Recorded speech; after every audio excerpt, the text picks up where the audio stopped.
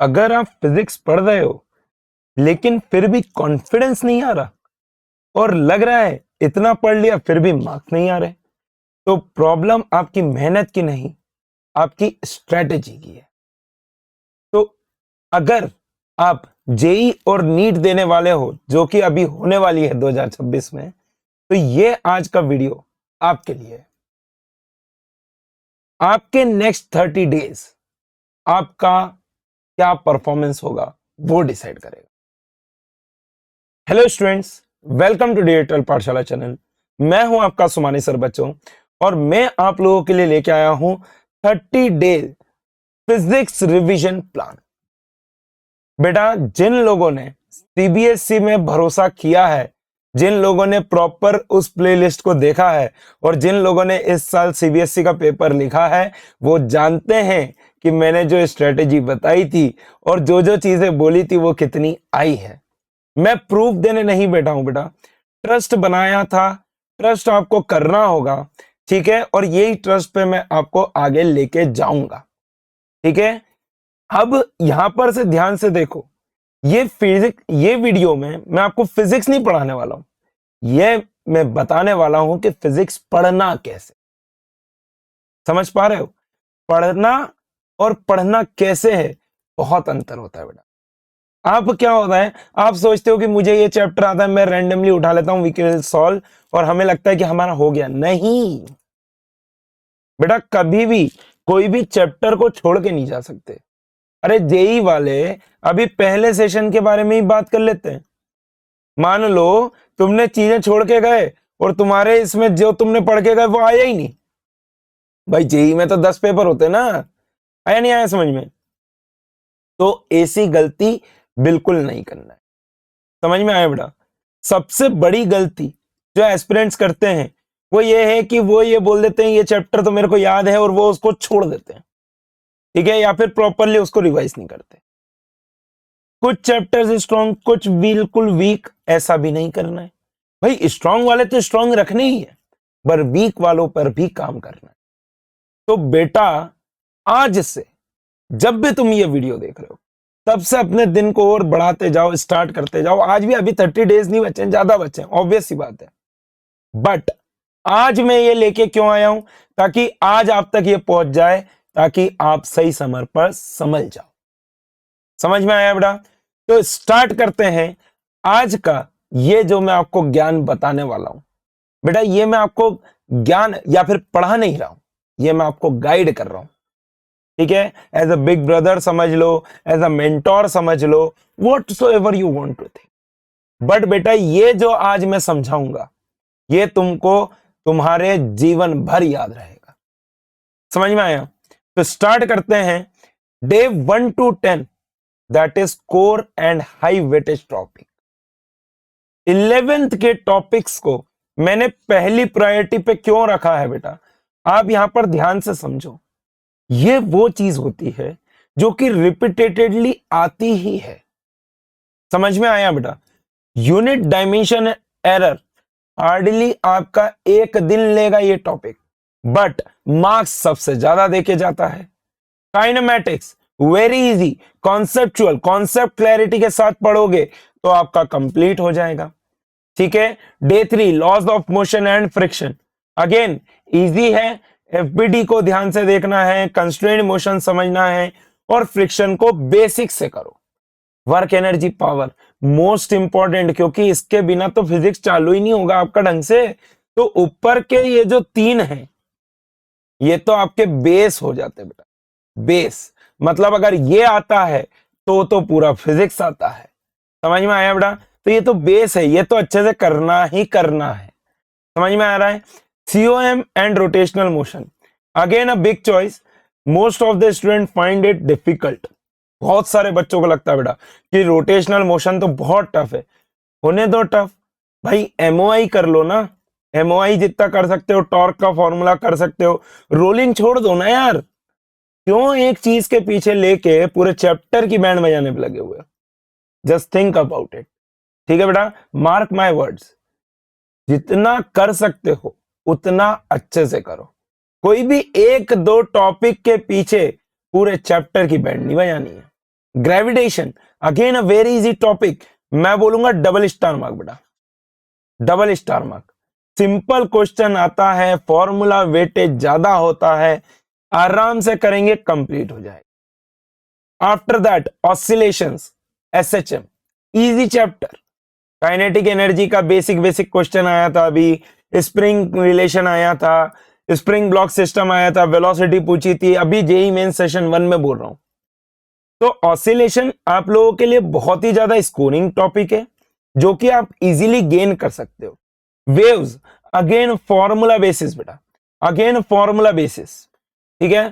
Thermodynamics is a big unit, vast unit, मैं तो बोलूंगा एक दिन में खत्म भी नहीं हो सकता। हो सकता है कि 10 में भी थोड़ा पार्ट रह जाए थर्मोडायनेमिक्स का। तो आपको यहां पर ध्यान से सुनना है बेटा, ये जो क्वेश्चंस, ये जो टॉपिक्स दे रहा हूं, इसमें आपको डेली का रिवीजन तो हुआ। तो बेटा इसमें आप क्या करोगे, आपकी थ्योरी पढ़ोगे, नोट्स पढ़ोगे जो भी आपके पास हैं। अगर किसी को लगता है कि सर आप डिटेल्ड वीडियो हर चैप्टर पे बनाओ, वो भी बना दूंगा, कोई दिक्कत नहीं है। कमेंट डाउन तो करो आपके डाउट्स, सब बात करेंगे अपन। अब यहां पर से एक चीज को याद रखना, ऑलवेज सॉल्व 25 to 30 क्वेश्चंस। और इसमें भी क्या करना है, मेजरली पीवाईक्यू और गुड लेवल क्वेश्चंस। पीवाईक्यू नहीं भी करना चाहो तो कम से कम क्वेश्चंस अच्छे करना। समझ में आया बेटा? ऐसा नहीं करना है कि सिंपल सा क्वेश्चन लेके बैठ गए, आंसर आ गया, हम तो अपने आप को बादशाह समझने लगे कि बोले नहीं मेरे से अच्छा फिजिक्स किसी को नहीं आता। तो ऐसा कुछ नहीं होगा, ठीक है बेटा। एक बहुत अच्छी चीज बताना चाहता हूं, एक बात क्लियर कर लो अपने दिमाग में, प्लान फॉलो करोगे क्लैरिटी मिलेगी, अपना प्लान बनाओगे कंफ्यूजन ही रहेगा। समझ में आ रहा है बेटा? ये मैंने स्टूडेंट्स को इतने टाइम से देखा है, जो वो कॉमन मिस्टेक्स करते हैं, उनके बेसिस पे मैं आपको ये समझाना चाहता हूं, ठीक है। तो इसलिए ये वीडियो को सिर्फ सुनना नहीं है, समझना जरूरी है, ठीक है, समझना जरूरी है। प्रायोरिटी आप डिसाइड कर सकते हो, बट एटलीस्ट ये वर्क पावर एनर्जी तक के तो इसी फ्लो में चलने, क्योंकि अगर ये कंप्लीट होता है तो ही आपका आगे का कंप्लीट होता है। समझ में आया बेटा? और फिर से बोलूंगा, कुछ बच्चे बोलते हैं कि हम मैकेनिक्स के पार्ट को छोड़ देंगे, इसको छोड़ देंगे, उसको छोड़ देंगे। अगर तुमने ये पार्ट को स्किप करा तो आप बेटा फिजिक्स में हर समय अपने आप को अनसेफ फील करोगे। अरे मैकेनिक्स एनएलएम कब कहां पर क्या इस्तेमाल हो जाएगा, यू नेवर नो, ठीक है। अब इससे थोड़ा सा आगे चलूंगा, that is day 11 to 20, electricity, magnetism and optics. यहां पर सबसे बड़ी गलती क्या होती है, बच्चे ये सोचने लगते हैं कि ये चैप्टर्स तो मैंने अभी कर रखे हैं, सब आता है मुझे। ये सबसे बड़ी बिगेस्ट मिस्टेक। इस चीज का जितने जल्दी आप ध्यान रखोगे, बिल्कुल नहीं करना। पहले ही कर रखा है वाला मैटर अभी नहीं चलेगा बेटा। कम से कम ये 30 दिन अपनी ईमानदारी अपने साथ रखो और अपनी पढ़ाई पे फोकस्ड रहो। तो आपको पहले स्टार्ट करना है इलेक्ट्रोस्टैटिक्स के साथ, followed by capacitors, current, electricity. अगर मतलब इन दोनों को मर्ज भी कर सकते हो, कोई दिक्कत नहीं है, 2 दिन लो आराम से, कोई दिक्कत नहीं है। Magnetic effects of current, electromagnetic induction, alternating current, रे ऑप्टिक। अल्टरनेटिंग करंट के साथ में ईएम वेव्स भी करना है। वेरी इजी चैप्टर बेटा, करना ही करना है, बिल्कुल छोड़ के नहीं जाना है। रे ऑप्टिक्स, वेव ऑप्टिक्स, और इन सब का कंप्लीट रिवीजन होगा। समझ में आ रहा है? इन सब का कंप्लीट रिवीजन होगा। अभी मॉडर्न फिजिक्स की तरफ नहीं गया। अब यहां पर क्या है बेटा कि इस चीज का ध्यान रखना कि यहां पर अगर आपको ग्रिप मिल गई तो फिजिक्स का फियर खत्म हो जाएगा बेटा। जितनी जल्दी डर खत्म होगा, उतनी जल्दी आप अपने आप को दृढ़ बनाओगे। समझ में आ रहा है? एग्जाम में डरना इज पॉसिबल, डर लगना बहुत ज्यादा पॉसिबल। एग्जाम देने से डरना बिल्कुल 100% सबके साथ हो रहा होगा। अरे पहला सेशन जिनका बिगड़ गया होगा ना, अभी तो भाई यही समझ नहीं आ रहा होगा कि क्या करूं मैं। तो बेटा कुछ भी नहीं करना है, एटलीस्ट कम से कम जितना कर सकते हो ना वो फॉलो करके देखो। समझ में आ रहा है? यही जो मेहनत है, यही जो मेहनत है, यही तुम्हारी रैंक डिसाइड। समझ में आ रहा है? एग्जाम एक होती है, ठीक है, मेहनत पूरी 2 साल की लगी होती है। समझ में आ रहा है? बहुत बड़ी बातें बोल रहा हूं, इसलिए मैंने फिर से बोला था, सिर्फ सुनना नहीं है, इस वीडियो को समझना जरूरी, इस प्लान को समझना जरूरी है। Getting my point? आगे चलते हैं। That is modern physics. Easy बेटा, इससे इजी कुछ नहीं मिलेगा। और नीट वालों ध्यान से सुन लेना, मॉडर्न फिजिक्स अगर तुम लोगों ने कर लिया तो बेटा तुम्हारा पार हो गई। समझ लो बस, अगर मतलब मॉडर्न फिजिक्स तुमने कर दिया तो ये तुम पार हो गए बेटा। टाइम कम लेता है, मार्क्स ज्यादा देख के जाता, ठीक है, वेरी इजी। और नीट एक्सपीरियंस के लिए तो बेटा मतलब मैं ये बोलूंगा कि एक टाइप से ये समझ लो कि भगवान ने एक वरदान दिया है कि ये पढ़ो अच्छे से। तो dual nature and radiation and matter, atoms and nuclei, semiconductors and electronics, electromagnetic waves, experimental physics. अब इस पे मैं डबल मार्क करूंगा, फिर से सुनना बेटा ध्यान से। Experimental practical physics. क्यों बेटा? Vernier calliper, screw gauge, metre, bridge, potentiometer. अब बोले पोटेंशियोमीटर बेटा बाहर कुछ भी नहीं है। पोटेंशियोमीटर के अब भी 3 सवाल आए थे जेईई मेन सेशन 1 में, एनटीए को रेस भी करा, एनटीए ने कुछ नहीं बदला। क्या उखाड़ पाए तुम? कुछ भी नहीं। तो ईमानदारी से बोलूं 10 मिनट का टॉपिक है, पढ़ लो, कोई बुराई नहीं है। समझ में आ रहा है? तो बेटा इस पे बिल्कुल भी नंबर नहीं छोड़ना है। समझ में आया? अब जब इतना कर लोगे तो थोड़ा सा कॉन्फिडेंस पीक पर होता है। समझ में आया? कॉन्फिडेंस आने लगता है, एक्यूरेसी आने लगती है। क्वेश्चंस तो आपको हर चैप्टर के बेटा लगभग लगभग उतने ही करना है। चैप्टर वाइज आप बढ़ा सकते हो कि यार कोई सा चैप्टर नहीं आता तो उसके क्वेश्चन बढ़ा दो, कोई सा आता है तो उसके क्वेश्चन कम कर लो। एक बात याद रखना, लास्ट 2 दिन में बिल्कुल पढ़ाई नहीं। मैं तो यही बोलता हूं, बुक को बंद करके रख दो, बुक को बंद करके रख दो।